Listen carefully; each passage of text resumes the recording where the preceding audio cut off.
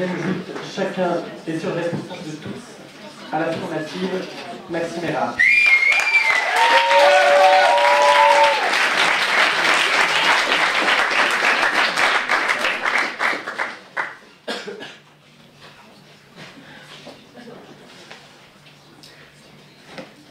« 29 décembre 1972. Donc Lawrence commence une conférence sur le thème « Le battement d'aile d'un papillon au Brésil peut-il provoquer une tornade au Texas ?» 5 août 1921. Dans une campagne lombarde, Egidio Locatelli naît. Il passe sa première nuit entre deux cochons dans une petite grange, pardon, je peux pas dire dans une petite grange pour être tenu au chaud et survivre. 3 mars 1922. Non loin de là, dans la vallée d'en face, naît Maria. Elle chante merveilleusement bien et malgré sa pauvre condition, rêve de devenir chanteuse à la Scala di Milano. Une vallée les sépare, et pourtant, les douces mélodies de l'Ave Maria traversent la colline pour arriver jusqu'aux oreilles d'Egidio, qui décide de partir à la recherche de Maria. Il la retrouve, lui fait la cour, ça marche, il se marie. Et c'est ainsi que le 20 février 1948 naît Maria Locatelli, à Locatello en Italie. Quelques années plus tard, à la guinguette du 14 juillet à Exincourt, en Franche-Comté, un courant exotique, elle rencontre Jean-Pierre, opticien, fils d'opticien. Quelques années plus tard, il lui fait la cour, ça marche, il se marie, et alors le 17 septembre 1969 naît Christophe, lui-même opticien. Quelques années plus tard, il rencontre Catherine, qui est la seule pourtant d'une famille de 5 à ne pas porter lunettes. Et pourtant, il lui fait la cour, ça marche, ils se marient, partent en voyage de noces, et 9 mois plus tard, naît le premier de leurs 3 merveilleux enfants, Maxime.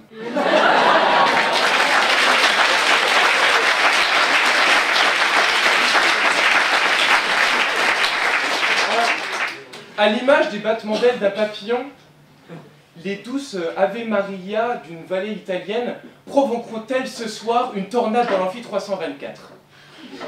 Cher public, cher jury, c'est un peu, à première vue, la question à laquelle vous nous proposez de répondre. Chacun est seul responsable de tous, c'est une manière un peu de dire, comme Lawrence, mais également Benabar, quand on parle de l'effet papillon, chacun de mes actes peut avoir des conséquences énormes sur le futur. Je pourrais m'arrêter là. Mais je ne vais pas le faire. Parce que ça serait vraiment s'arrêter à un tiers de la réflexion, comme d'ailleurs le JO, et j'étais vachement déçu, vous êtes arrêté à seulement un tiers de la citation de Saint-Exupéry, qui dans Pilote de guerre dit « Chacun est responsable de tous. Chacun est seul responsable. Chacun est seul responsable de tous. » Alors je vais prendre ces 2 premières phrases pour vous expliquer vraiment concrètement pourquoi oui, chacun est seul responsable de tous. 1. Chacun est responsable de tous. Ça veut dire que toi, moi, toi aussi, tous, nous participons tous à la création d'un avenir commun. Ça.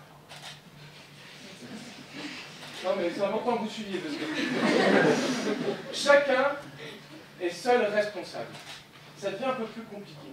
Ça veut dire que chacun, en son âme et conscience, nous avons tous le choix de donner une valeur à nos actes, de décider du sens de nos actes. Et personne d'autre peut nous dire la valeur que nous devons donner à nos actes. 3. Chacun est seul responsable de tous.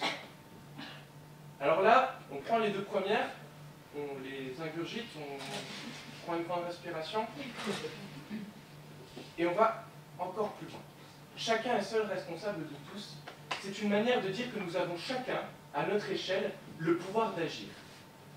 Et c'est là toute la responsabilité, puisque j'ai le choix d'agir ou non.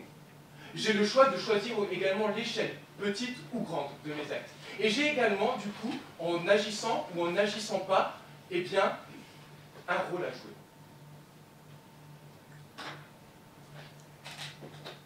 j'aimerais finir cette joute par une légende, une petite légende amérindienne qui, je pense, résumera bien mieux que tous mes mots mon point de vue. Cette légende amérindienne, je pense qu'elle va te plaire, Geoffrey, t'es là. C'est la légende du petit colibri. Il eut... C'est parce qu'il a une chemise avec des colibris magnifiques. Il eut un jour, dans une grande forêt amazonienne, un immense incendie. Et tous les animaux restaient béats devant cet incendie, tous sauf un. Le petit colibri qui, avec ses petites ailes et son bec, allait chercher des petites gouttes d'eau dans l'Amazone pour éteindre le feu. Tous les autres animaux, y compris le rhinocéros, étaient un peu énervés par cette agitation excessive et lui dirent « Mais petit colibri, ça ne sert à rien, tu vois bien que tu ne vas pas éteindre le feu. » La réponse du colibri fut très simple. « Je sais, mais je fais ma part. » Et ce soir, s'il n'y avait que 3 mots à retenir de cette joute, et pour répondre à cette question, ce serait ça.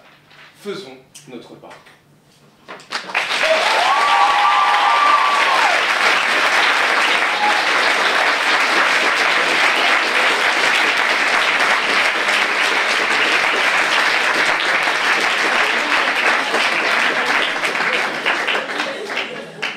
À la négative, Samuel Bouchard.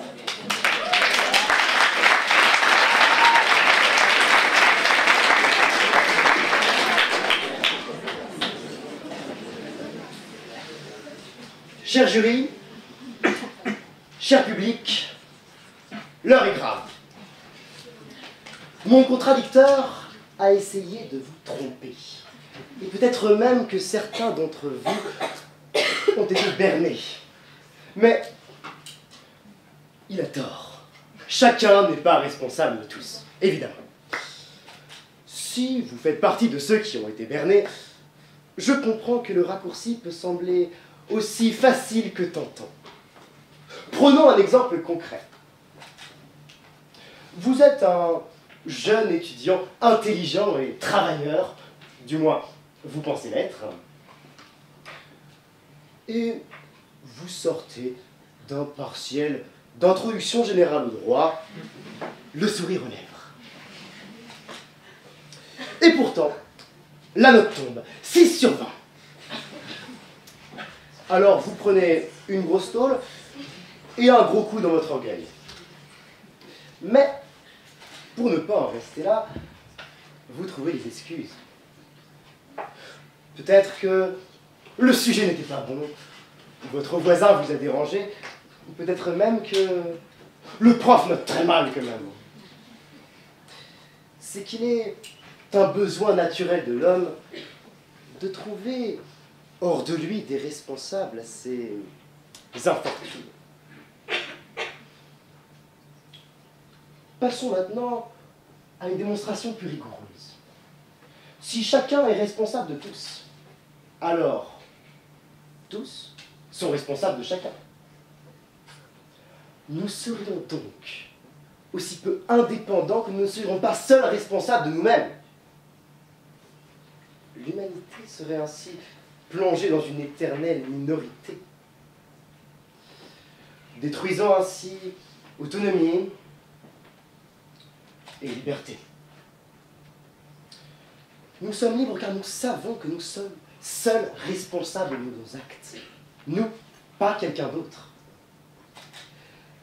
Alors, c'était sous prétexte de rendre l'homme responsable.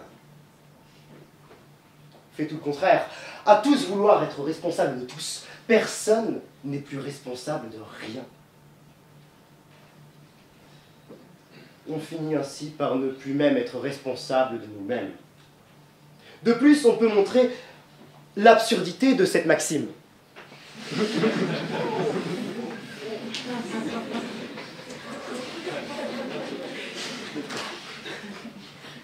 En effet, si chacun est seul responsable de tous, alors chacun est seul responsable des actes de tous.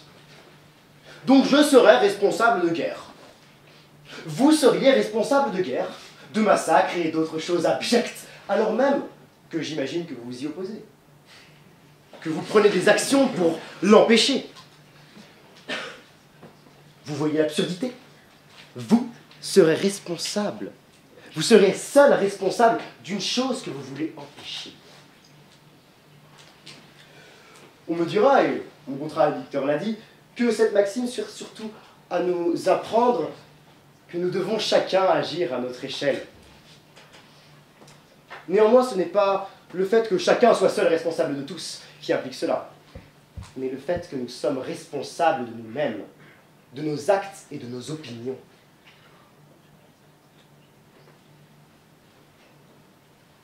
Aussi, si agir chacun à notre échelle est un devoir, cela n'implique pas forcément une responsabilité. En effet, certaines choses ne dépendent pas de nous. Et ce, quoi que l'on fasse, chacun ne peut être tenu pour responsable de choses qu'il a pourtant essayé de changer, mais qu'il n'a pas réussi à influencer. Le seul responsable de chacun, c'est lui-même. C'est cela la liberté. Mais nuançons un peu cette affirmation. Il y a un moment. Ce moment où un être est en danger. Ce moment où un être ne peut se protéger. À ce moment, nous devons l'aider. Et seulement à ce moment, nous devons endosser sa responsabilité.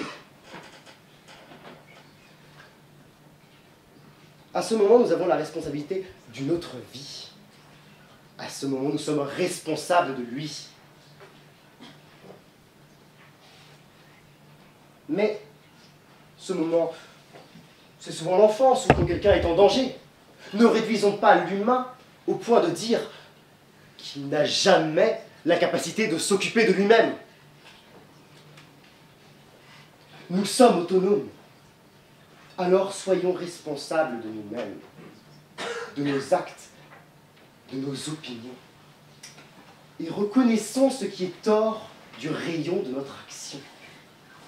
Bien naïf est celui qui croit que tout est sous notre contrôle. Je crois que, en plus d'avoir essayé de vous tromper, mon contradicteur vous a sous-estimé, car je respecte bien trop l'idée d'humain pour le rendre responsable d'un monde aussi insensé. Merci.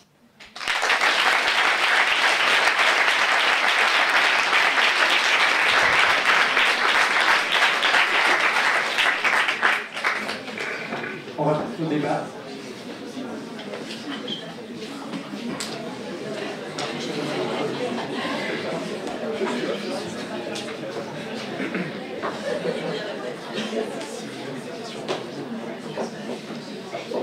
Alors, j'ai bien aimé cette petite histoire amazonienne, mais ce que j'en retiens, c'est quand même qu'on a un rhinocéros qui parle avec un colibri.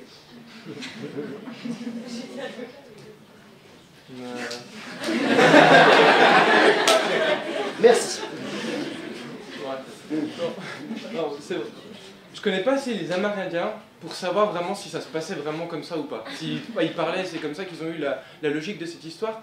Moi, je retiendrai plus la logique là, et finalement, je suis désolé, mais j'ai un peu l'impression que tu as donné mon point de vue pendant tout le temps. Puisque quand tu dis chacun est responsable de soi-même avant tout, en fait, c'est ce que je dis.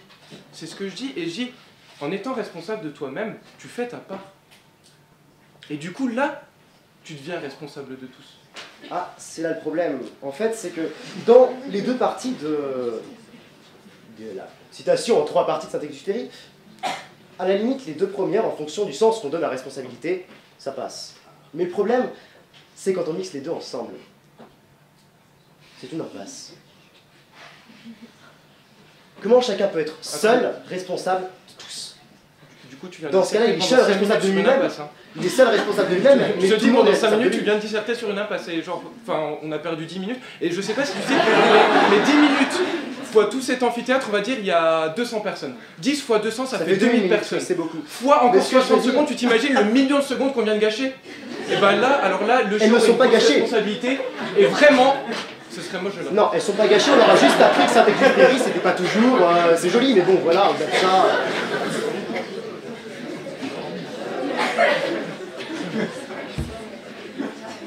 Bref, pour en revenir à cette histoire de colibri qui parle avec un rhinocéros, je disais pas ça par hasard, histoire de juste embêter. C'est juste que dans cette histoire-là, on a des gens qui sont en contact. imaginons que c'est pas des colibris mais des gens, ils peuvent parler. Alors moi, je te pose une question, c'est d'accord, tu veux agir par exemple, t'es nord-coréen, et tu dis, ouais, la famine en Afrique c'est affreux, je vais faire ma part. Ah ben les Africains ils diront pas trop en fait, hein, mais... En fait, je répondrais juste ça, c'est que tu vois la chose de manière segmentée. Et l'esprit de ça, à mon sens, c'était aussi l'esprit de Saint-Exupéry, et c'est l'esprit avec lequel je suis vraiment profondément convaincu, c'est que c'est pas faire ta part et aller être le sauveur, le super homme providentiel ou quelque chose, et genre sauver tous les problèmes du monde d'un coup. C'est pas du tout ça l'esprit de ça. C'est juste que si toi, à ton échelle, tu agis, comme tu peux, autant que tu peux, et ben là, t'auras déjà fait quelque chose de bien. Merci.